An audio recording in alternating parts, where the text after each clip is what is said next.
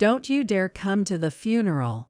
When my husband, Bob, found out his father had passed away after a long battle with illness, he shouted that at me. Who doesn't attend their own FIL's funeral?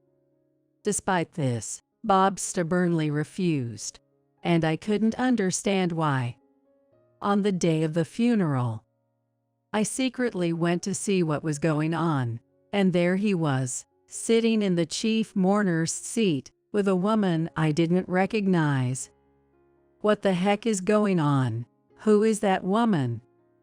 I was totally taken aback and confused, but I was about to discover a shocking truth. I'm Kathy, 30 years old. I married my husband, Mike, who's 5 years older and works an office job, 3 years ago. We don't have kids yet. Although he often travels for work and is home only about 3 days a week. On days he's away, I'd immerse myself in drawing comics, my hobby. And on his days off, we'd head out shopping or catch a movie, just enjoying our time together. His mom passed away when he was young, and his dad raised him and his sister on his own. Early in our marriage, we often visited his family's home, about a 2-hour drive away. But since his dad got seriously ill a year ago, our visits have become less frequent. Mike told me, "Dad doesn't want you to see him in his frail state, so I've been holding back from visiting." One day, as my husband returned from work, his phone rang. "Wah, Dad's gone." Hearing those words, I stopped preparing dinner. After hanging up, my husband let out a deep sigh. "Was that for real? Did you hear?" "Yeah." His condition took a sudden turn for the worse. The call came from my husband's uncle, Terry. It happened so suddenly that there wasn't even time to call my husband before his father passed away. The funeral is set for the day after tomorrow, and my husband seemed quite frazzled due to the suddenness. I gently approached him with concern, but his reaction was unexpected. "I'll go to the funeral with you." "No, you absolutely cannot come." "What? Why? I need to be there, right?" "Just stop it. Just listen to what I say, and stay out of it. Don't backtalk me." My husband rushed to his room with heavy footsteps, hastily packing his morning suit and a change of clothes into a bag. "Hey, tell me why. Just stop. I'm staying at my parents' house until my dad's funeral is over. Anyway, you better not come to the funeral." "Wait. Just wait a second." Ignoring my frantic pleas, my husband left the house. It's only natural for a wife to attend her father-in-law's funeral. Why can't I go then? I was left feeling frustrated and confused. Despite my reservations, I decided to call my sister-in-law, Jennifer, whom I don't normally communicate with. For some reason, she sounded distant. "Why do you know about Dad's passing, Melissa?" "I heard it from Mike." "Huh. I'm surprised Mike's still reaching out to you." Jennifer responded with a puzzled tone, and for some reason, our conversation didn't seem to align. But I didn't have the luxury of worrying about that. "Mike told me not to come, but I really want to attend the funeral." "I appreciate your sentiment, Melissa, but it might be best if you don't attend, given your position." "Why not?" "It's my father-in-law who passed away. I want to say my last goodbye. Please." After my persistent pleading, there was a brief silence before Jennifer spoke up. "All right, but this stays between us, okay?" Jennifer then told me the location and time of the funeral, but added, "Please arrive a bit late and sit in a less noticeable spot." I didn't understand this kind of treatment. but I contacted my workplace and was able to get bereavement leave to attend the funeral. Then, on the day of my father-in-law's funeral, as Jennifer had advised, I arrived a bit late to the venue. To my shock, there was an unknown woman seated next to my husband in the family section. Who on earth is that? Why is she sitting next to my husband? Feeling utterly lost, but not wanting to cause a scene, I took a seat at the very back. Soon after, whispers from the row ahead reached me. Is that the woman, Hikari? Is she Max's new wife? Poor Max. I heard his previous wife just up and left after dropping off the divorce papers. That wasn't all. I overheard other attendees gossiping about me supposedly having an affair or being in debt. The shock was so intense, I felt drained, and my heart raced uncontrollably. I never filed any divorce papers, and we never even discussed separating. And what's this about remarriage? While I couldn't piece everything together, it was clear that the woman next to my husband was his new wife from the gossip. She appeared to be in her early 20s, and even in her loose-fitting funeral attire, it was evident she was pregnant, which she affectionately caressed now and then. When it was my turn for the memorial tribute, I rose from my seat, and the previously quiet venue began to murmur. She actually showed up. How tactless can she be? As I faced the cold, harsh words, I took one step at a time towards where my husband sat. When our eyes met, his face rapidly turned pale, visibly shaken, while his new wife seemed oblivious to his distress. After paying my respects, I hurriedly left the funeral home, heading straight for City Hall.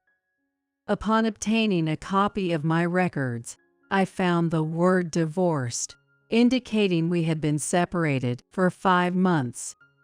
My hands trembled with anger towards my husband, and my mind went blank. How could he secretly file for divorce and remarry? I'll never forgive him. With gritted teeth, I resolved to seek revenge on my husband. Several days passed, and my husband still hadn't come home without a word of communication. Didn't he say he'd be staying at his parents' until after the funeral? I was burning with the urge to confront him, but decided against reaching out, curious about his next move. Still, I couldn't fathom how he'd secretly filed for divorce and remarried, all while living under the same roof as me. There has to be more to this. While reflecting on my husband's past actions, something clicked, and I quickly powered up the computer. In the past, I'd caught him late at night, secretly writing a blog post. Browsing through the history, I discovered a blog titled King Ascendant's Wild Diaries. While there weren't any photos of my husband's face, pictures of his car and our home were posted, confirming it was his blog.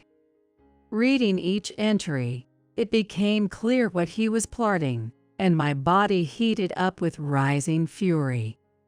Faha, that's it. A brilliant revenge plan in mind, I called my sister-in-law and another individual. Anticipating the look on my husband's face, I couldn't contain my excitement as I made preparations. Finally, on D-Day, I stood in front of my husband and his new wife's house. After a short while, a delivery truck pulled up, and the driver began offloading packages. Suddenly, from inside the house, his new wife, Heather, came out and began yelling on the doorstep. "What's all this? Whose packages are these?" And they're caught. "Hey, honey, what's going on?" Drawn out by her call, my husband appeared, and his eyes widened, seeing the multitude of boxes. "Who's it from?" He leaned closer to check the sender's name. And suddenly, acting all suspicious, he spread his arms wide, attempting to hide the labels. Of course, it'd be that way. The label clearly read ex-wife, so there's no way he could remain calm. Seeing that, Heather exclaimed, "Ex-wife? What do you mean? No one told me about this." Without answering her, he hastily paid the cod fee of $250. Just then, our eyes met as I stood in the shadows of a lamppost. Why are you here?" "I got the address from your sister, Jessica." I turned to Heather, who was looking puzzled, and gave her a sweet smile. "Nice to meet you, Heather. I'm the ex-wife of the man who sent this package, Dave." "Excuse me. I'm sorry for the surprise. He filed for divorce without telling me just 5 months ago." When I showed her the marriage certificate, she looked shaken but said, "Let's not cause a scene outside," and invited me in. Once inside the living room, I began to speak, ignoring Dave, who was nervously shivering next to Heather. "Heather, when did you start seeing this guy?" "About a year ago. And he said he was single." "Unbelievable. So it wasn't just me he lied to. He deceived you too, Heather." "Hey now, don't spread rumors. Haha. It's just a small misunderstanding, right?" I was left speechless, seeing Dave laughing it off without a hint of remorse. "Submitting a divorce paper behind my back is outrageous. I'm demanding $30,000 in divorce settlement from you. It's only fair, given you've been cheating, right?" "What? Why the heck should I pay that?" Contrasting my infuriated husband, Heather seemed strangely relaxed. "Oh come on, don't be so stingy. Just pay it. Honey's a CEO. $30,000 shouldn't be a big deal, right?" Upon hearing that, I couldn't help but burst out laughing. Seeing my reaction, she looked puzzled. "Who said he's a CEO? You lied about that too. Heather, this guy's just your average office worker." "What, Jack? What's going on?" As she confronted my husband, he started making excuses, sweat forming on his forehead. "Heather, I'm sorry for lying, but my dad passed away, and I'm about to come into some big money." At my husband's foolishness, I could only shake my head with a wry smile. From his blog I found, it was clear he believed he'd inherit wealth once his ailing father passed away.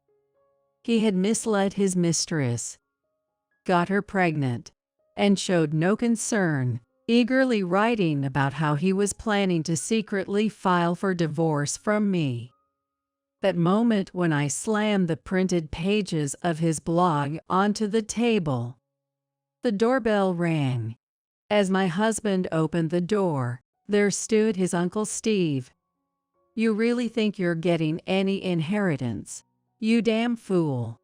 Actually, besides my sister-in-law, I had also reached out to this Steve. Before entering the house, I had called Steve on his cell and let him listen to our entire conversation. "You told the family that Rachel had cheated and left a divorce note before leaving, didn't you?" That's them. At Steve's loud voice, my husband was clearly flustered. Unable to come up with an excuse, he began to snap back. "That has nothing to do with not getting Dad's inheritance. I'm his son, for crying out loud. You've been removed from the inheritance. That's an entirely separate matter from the inheritance issue." What do you mean?" According to Uncle Steve, my husband frequently demanded money from his father-in-law's house even before he passed away. When the father-in-law refused, my husband would often lash out with harsh words or even get physically aggressive.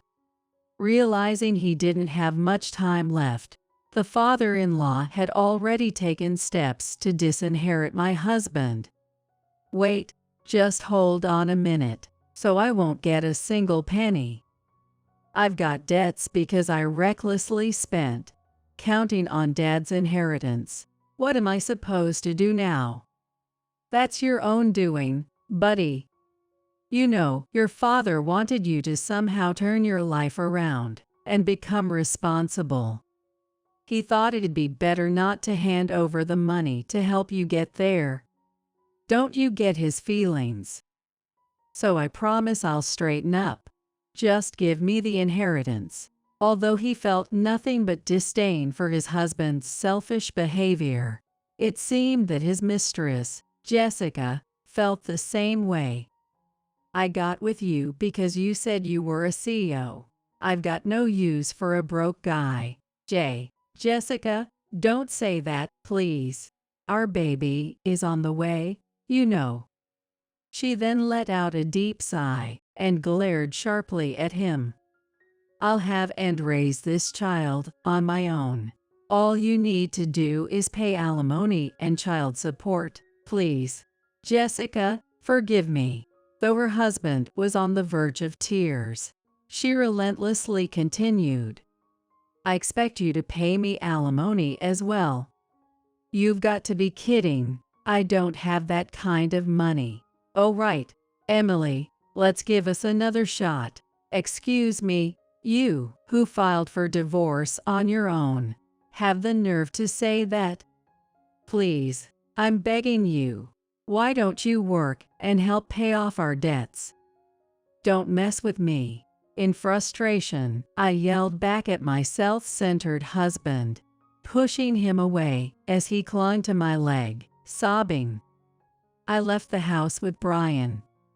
Shortly after, I heard from my sister-in-law that my ex-husband was served divorce papers by Jessica and was sued for $20,000 in alimony and $500 monthly child support, on top of the $30,000 in alimony I claimed, and the mortgage for the house he shared with Jessica. My ex had to work like a mule from dawn to dusk.